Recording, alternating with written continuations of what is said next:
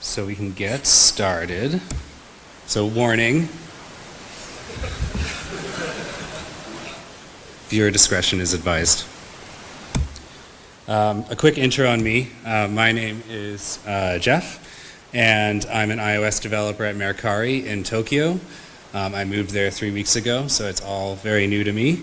I guess I'm really lucky because the two cities I've lived in, San Francisco and Tokyo, are the only two I know of with dedicated emoji. And that's the best selfie I've ever taken with me at a cat cafe in Tokyo. I'm at Jeff Berg on Twitter, and then I have a little website I set up to share Tokyo stuff with my family at tokyojeff.com.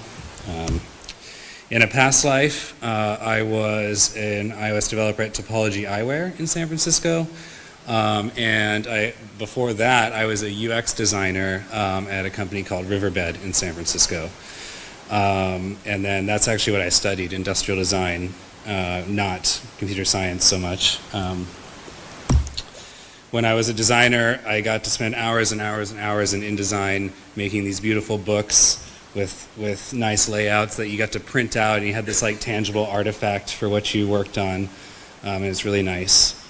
I left San Francisco about a year ago to travel for 10 months, and this was just one photo of my view while I was working for Topology abroad in Ecuador. It's quite nice. And then I just wanted to spend 10 seconds thanking the organizers and all of you for coming to this conference. It's such an honor for me to be here. When Sub gave his intro speech, I really connected with me because my journey from being a designer to being here basically has been like a 7-year process of learning myself and getting involved with the community, and it's like, wow, I've made it. I'm in Tokyo and I'm in Singapore, and it's really incredible, so thank you. So my talk is called Fear Not, for the file system is with you. I feel like we can go over what we're going to talk about. So we're going to just quickly review the state of persistence on iOS and macOS right now. I have a proposed persistence idea I want to cover. We're going to review some of the foundation API that makes this idea possible.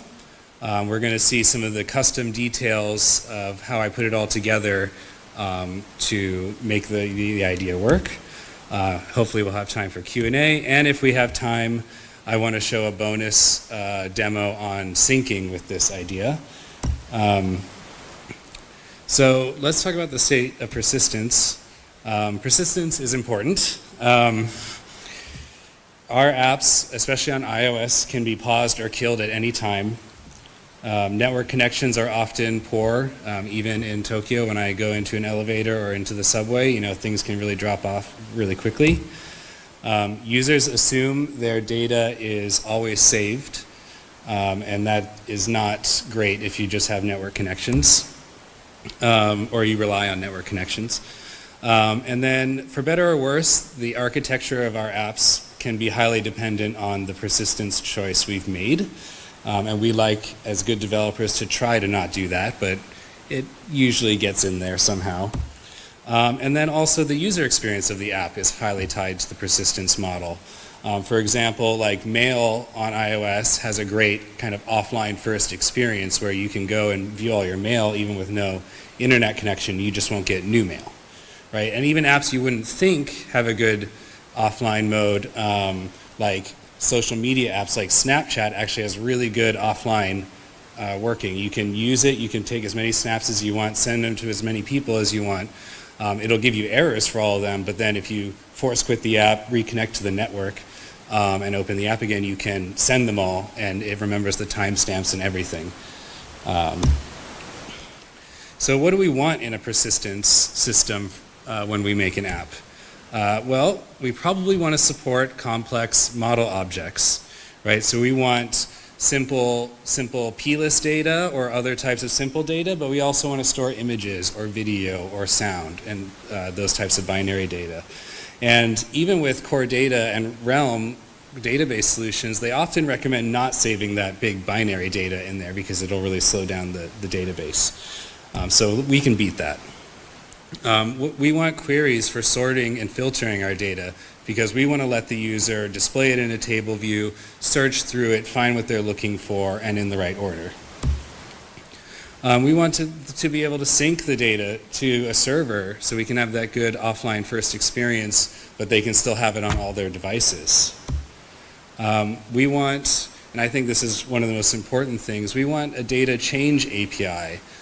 So like NS fetch results controller, or in Realm they have change notification blocks you can get. So when the data changes on disk, you don't have to be telling your view controllers, hey, like data changed here or there. It's like the system tells it for you. And then you can do animated table view updates, which I think is a really important user experience feature. Like if you're just changing the data and then calling reload data on your table view and everything flickers and it, maybe it scrolls back to the top or whatever and you lose your selection, like that's not a good experience. You want to use those animated block updates. And then lastly, we also want to support app extensions for today widgets and other things like that. And that means you need interprocess safety because you have multiple processes reading and writing your files at once. And lastly, we need it to be relatively quick because we're running on mobile devices and we don't have a lot of power to deal with. And unfortunately, there's no Apple solution for this right now. Like we could store everything in NS user defaults, although _ David Smith would be very unhappy with us. And there's not good queries, and it's not good for complex models. We have NS secure coding and codable, but those work good for like individual pieces of data, but once you have a huge array of data, they're going to get slower because you have to load them all into memory to work with it. Core data has no syncing. NS ubiquitous store never worked, and now it's fully deprecated, so that's gone. And then CloudKit has no persistence. So we're left with all these different things that just don't have all the features we want. So this is sad. But fear not, for the file system is with you. We can get all of this if we just use file system APIs. So let's take a look at the proposed idea. And it's really simple. We want to use 100% Foundation API and support all the features I mentioned, right? Like that's easy. So what's the name of the pod? Sorry. My hope is, or what I want today is to not push a library on you. I don't want to pretend that this solution I'm going to show you up here is the only solution. What I hope is that this talk encourages you to think a little bit more about persisting data and not just jumping straight to core data in Realm. And I also hope that you consider using file system APIs because they're really powerful and flexible. But there is a repo, so you can see all the code I'm going to show you in these slides at this URL. And it also has the slides in it, so you can grab that. I'll give you a few seconds to take a picture. I'll have the link at the end as well. Okay, got it? So let's refer back to our features list, okay, and let's cover complex models. So we have NS secure coding and codable. We've all used those. Remember, don't use NS coding anymore, it's bad. And this also includes NS JSON serialization and NS plist serialization. And these store simple data, like not images and stuff, but text, dates, strings, numbers, that kind of stuff. We have another API at our disposal called NS file wrapper. Now, as a show of hands, who's heard of NS file wrapper? Oh, we got a good row of people, 7 or 8 people? Okay, pretty good. I'm a little bit surprised by that. So NS file wrapper is an old API that allows us to store our complex models in a document package, which in OS X is anytime you've had to download a file or go into applications and you right click on an application and you say show package contents, that's a document package. It's a folder, but it kind of looks like a file. And NS file wrapper allows us to work with that. Using these two together, we can store our complex models. And I wanted to explore how old NS file wrapper was, because in the documentation it says it's macOS 10.0, like the very first version. So I had a sneaking suspicion it might be even older than that, and I'm a huge nerd, so of course I have a NextCube, and it works, and that's it running Adobe Illustrator and browsing the web. It doesn't understand CSS, but other than that, it could load websites in OmniWeb. And so I opened up Project Builder on my NextStep VM that runs on this MacBook, and I found the header for NS file wrapper, and if you look really closely here, it says 1995 is the copyright date on that header. So yeah, quite an old API. If you look down here, it even has an initializer with path, because this predates NSURL. Because in NextStep days, you were just supposed to use NSString for your paths. Okay, so moving on to queries. So we're going to use fast sorting with built-in tools from NS File Manager, NSURL, and NSArray.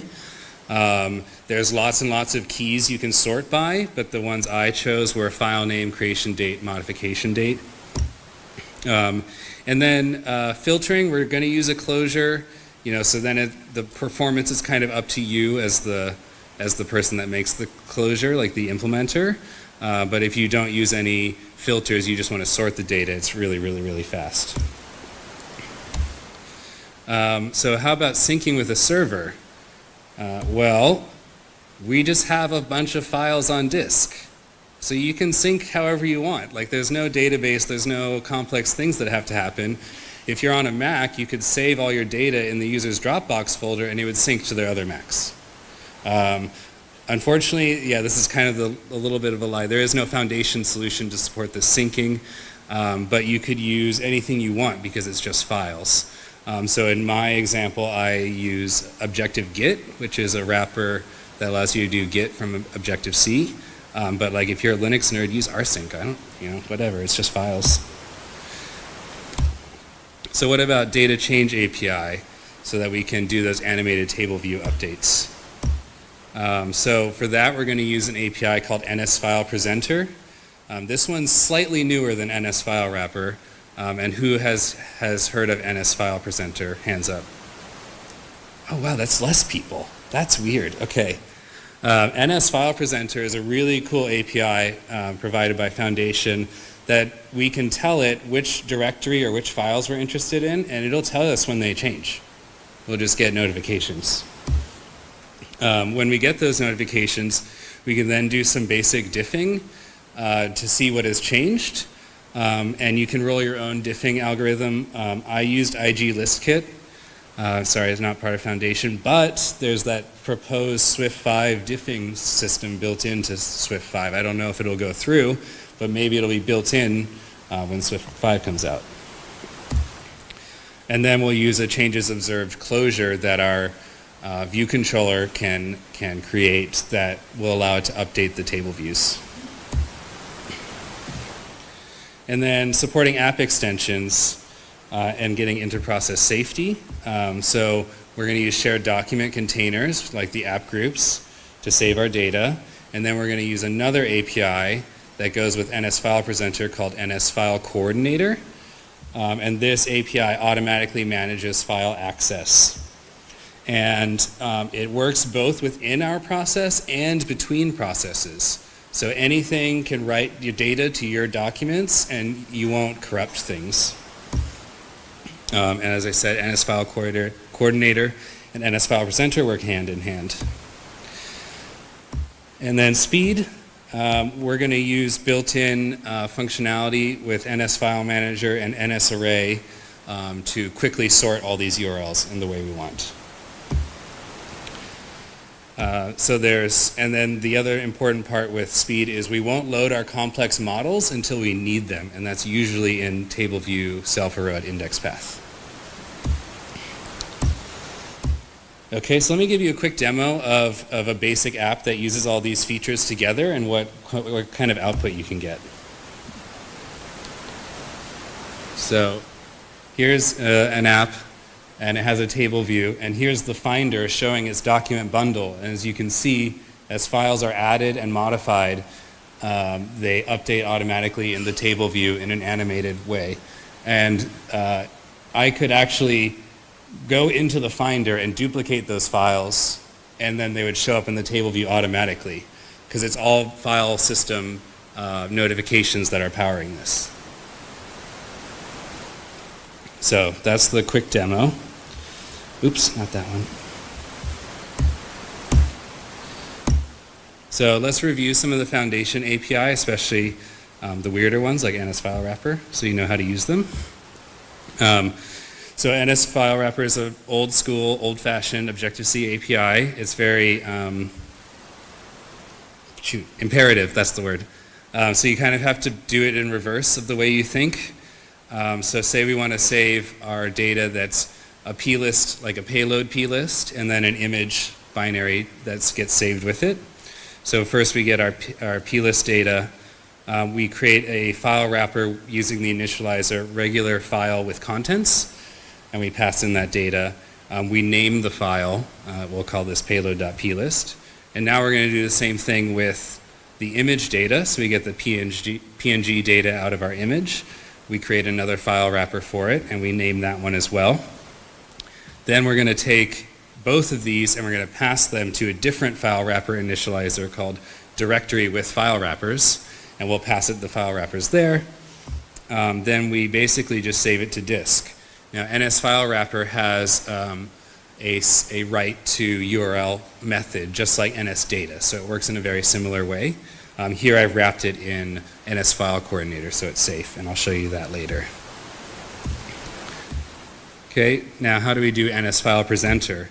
So NS File Presenter is a protocol.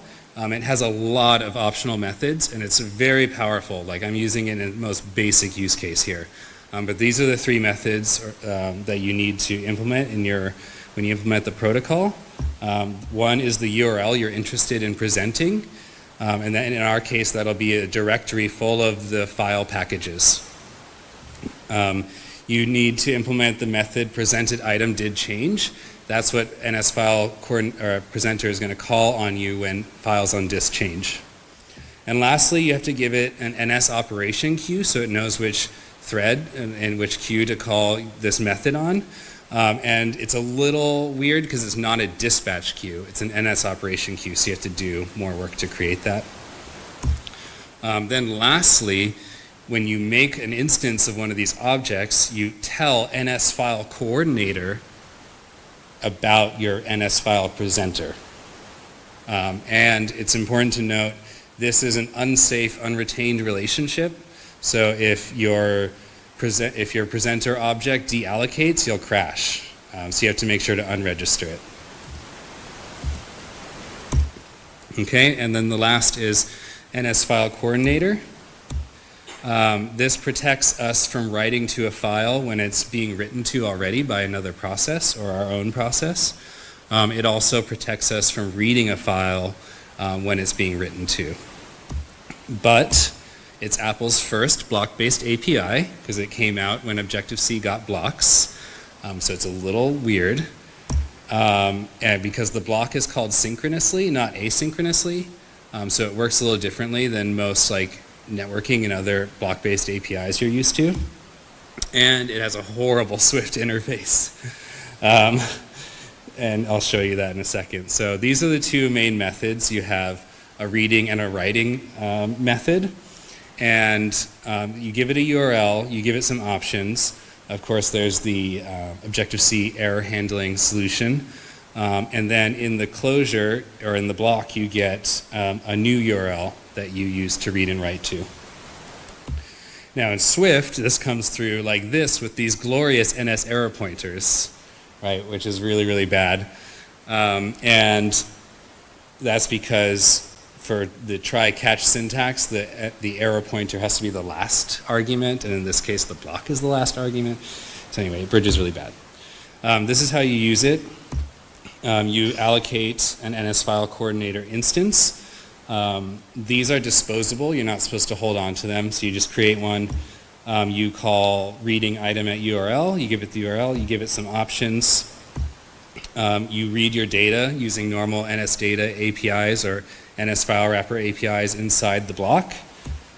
And you should note here that because this is a synchronous, the block is called synchronously, you can create the variable outside the block, populate it in the block, and then return it. And so it actually makes it a little bit easier to use, but it's not how you normally do things.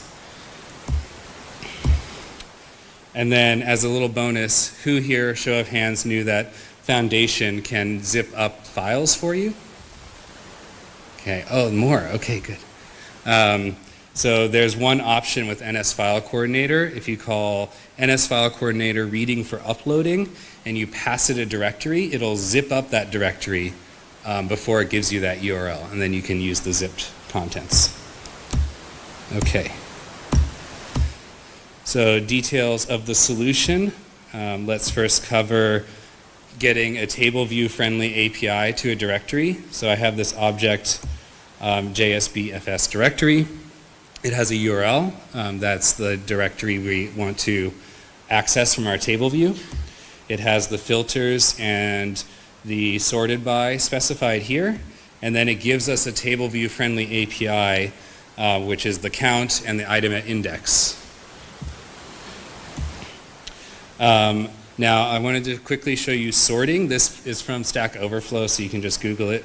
The way you do sorting is you use the NS file manager contents of directory at URL, but then you use this option you may not have used before, where you can tell it which keys of the URL you're interested in ahead of time, and it'll preload those into the NS URL objects. So here's the creation date key, but you can pass in many of these. And so you can do modification date and file name and a whole bunch of stuff. Then you use what we had in NSArray before, .sort in Swift, sort using comparator, and we're going to load the values for the modification date, or in this case the creation date, out of the URL. This is also a horrible Swift API because you have to pass in these pointers, and then you compare, and the directory will sort itself. I'm sorry, the array will sort itself. So how are we going to do the data change API? So I have a subclass of JSBFS directory called JSBFS observed directory. So we get that same table view friendly API, but now we have that changes observed closure I was telling you about. This gets passed in a set of directory changes, and that looks like this. It's just insertions, deletions, and moves. Which is exactly what a table view needs for those block-based updates. And I just wanted to quickly show you how you diff with IGListKit in this class. So we have the presented item did change, and that's the magic that happens with NS File Presenter. Then this class will grab its internal state, which is the old state of the directory. Then we'll grab the new state of the directory, and then we just diff them with IGListKit. And it's just a one-liner, so nice and easy. Convert the change type, and then execute, update the internal state, and then execute the closure, so our table view can update. And then to fix NS File Coordinator, I just wrote these category methods. They're still written in Objective-C. They just have all the proper annotations, and they limit you to writing data and file wrappers and reading data and file wrappers, because that's what we're interested in. So how do you use this? Basically, in your table view controller, you allocate one of these directories. This one is going to go to the documents directory and have one called My Files. You can store it wherever you want. In number of rows in section, you return the contents count of the directory. And then in self-row at index path, you grab the URL at the index. You then turn it into your own model object using NS File Coordinator. And then you populate the cells with it. So lastly, the magic part with the table view updates. We have the changes observed closure we're setting. We do begin updates, and we convert all the insertions into something we can pass to the table view. We convert all the moves into something we can pass to the table view, and the same with deletions. Totally normal stuff. So let me just show you this video real quick. This is a more complicated app that has tags and other kind of relational data. And you can see here I'm going to create a new tag, and it'll show up on the left, and you can see the Finder updating on the right. Okay, do that. And this also supports archiving and unarchiving. Now what I'm going to do here is I'm going to actually edit this file in Xcode and show you that it just updates in the app automatically. So I'm going to change the title. And then I was a little worried because it didn't show up in the app. And then I checked, and it's actually in all items here. So there it is. But what I'm going to do now is I checked the is archived property. I'm going to change that to no and save it. And then it just appears in the app. So that's the details of, oh, thank you. So let me actually, I want to do like a minute of questions, and we've got 3.5 minutes left. So I'm going to show you the syncing demo because it's the coolest one. So this is a video showing that same app, and this is the GitHub repo that has all the files that are represented in that app, and here's the Finder, of course, with the files.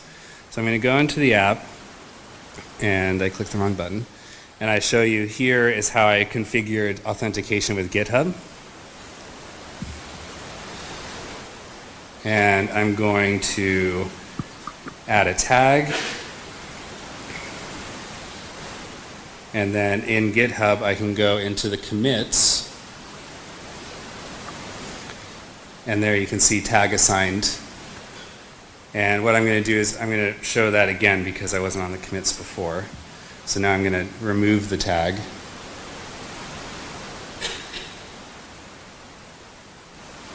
And go back to GitHub.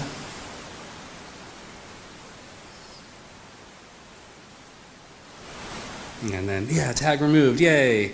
And then you can look at the diff, right? This is just a text file. So there you go, deleted one line of text.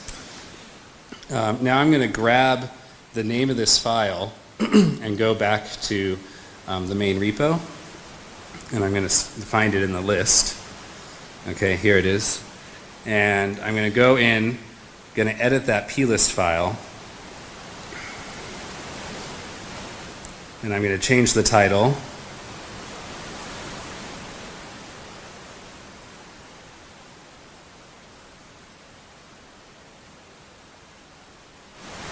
Okay, and I'm going to commit the change.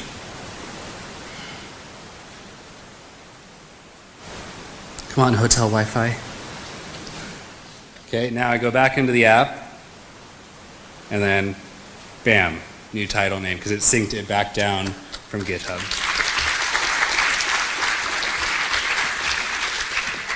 So yeah, we have a minute and a half for Q&A, and this is the URL for the GitHub. But thank you so much. Thank you, Jeffrey. Okay, we've got a few questions, so, all right.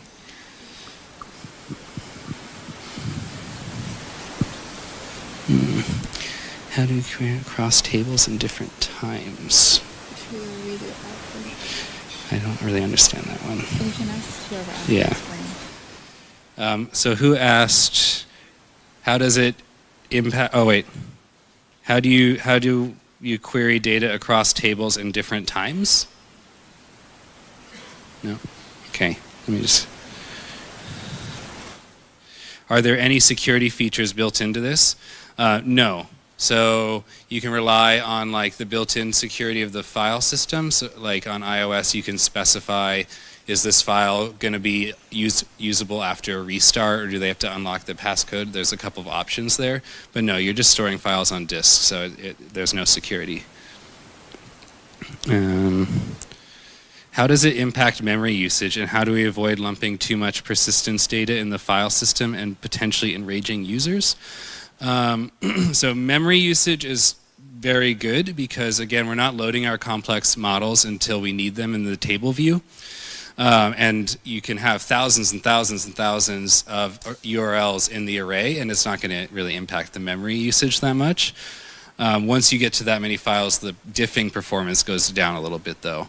How do we avoid lumping too much persistence data in the file system and potentially enraging users?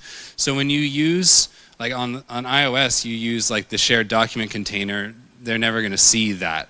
So there's no enraging users, I don't think.